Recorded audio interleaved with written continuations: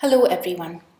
This podcast will go over how to complete your e-portfolios. This is your major assignment for Module 3 of ICEPP or ICEPT.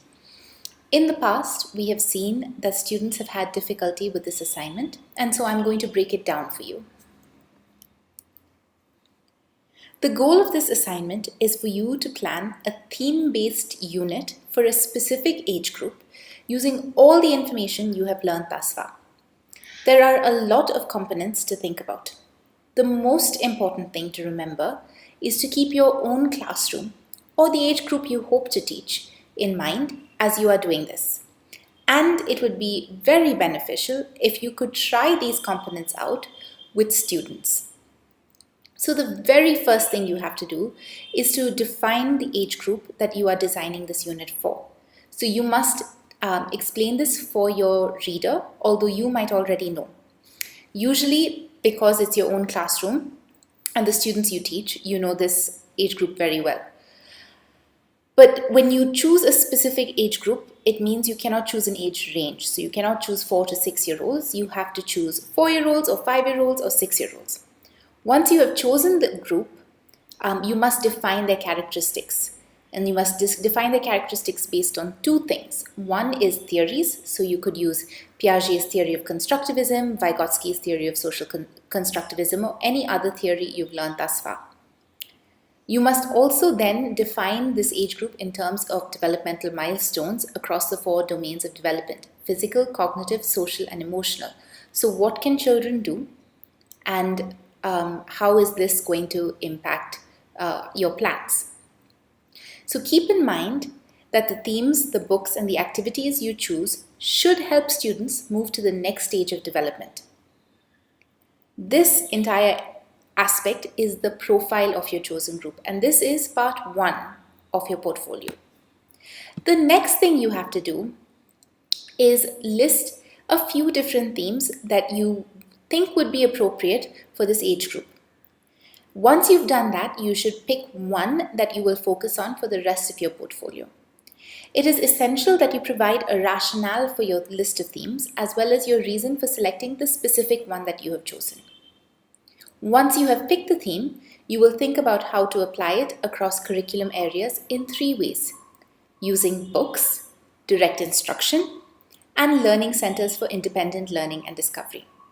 So now we're going to go over each of those aspects so you understand what you need to do. The first thing is books. You are required to select and review books across 3 curriculum areas. You need to look for 3 language art books, 2 mathematics books, and 2 science books. And all of these books need to be associated with your theme. So for example, if you have picked transportation as your theme, all 7 books that you select must have something to do with transportation. Examples of books that are related to transportation include Don't Let the Pigeon Drive the Bus, The Little Engine That Could, On the Launchpad, etc. When you go over these books, you must include a summary or a synopsis of the book, as well as a justification for choosing it. If you try these books out with your students, be sure to include an evaluation of the books as well.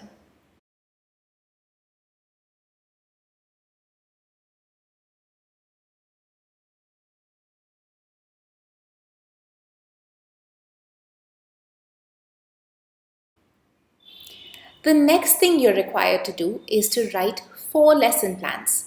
All of these lesson plans must be related to your theme.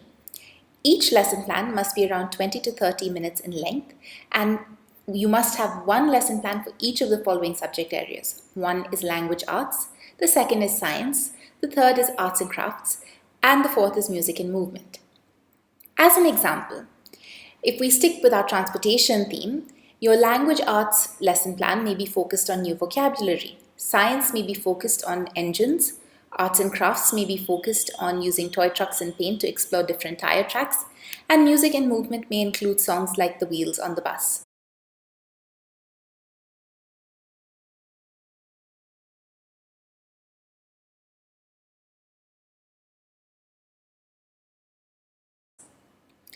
The template for the lesson plan is given in the course content and in the instructions for this assignment, but you may use any template you like. However, whatever template you use, please ensure that it includes objectives, material, an introduction, the main activity, the conclusion, and an evaluation of how the lesson plan went. Your lesson planning will be most useful if you are able to try these lessons out with your students. The other thing that you need to do is to think about learning centers, right? So you must think about setting up one or more learning centers related to your theme. You may choose a few different subject areas for which to set up learning centers. For example, you might have a writing area, an art area, a discovery area, a block area, any of the above.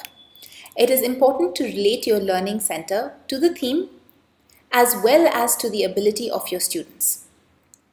To help readers visualize the center and to help yourself plan, please provide a diagram, either created on the computer or designed by hand, of the layout of the center or centers.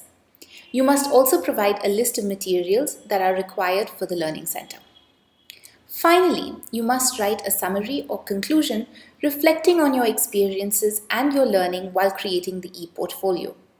Of course, don't forget to provide a cover page and a contents page to organize your work and help your readers locate different sections. At the end of this assignment, you should have a clear understanding of how to plan theme-based units that incorporate all the curriculum areas in your classroom. You should also have an understanding of how your students' capabilities and interests must impact the themes you choose, as well as the activities you decide to run in your classroom.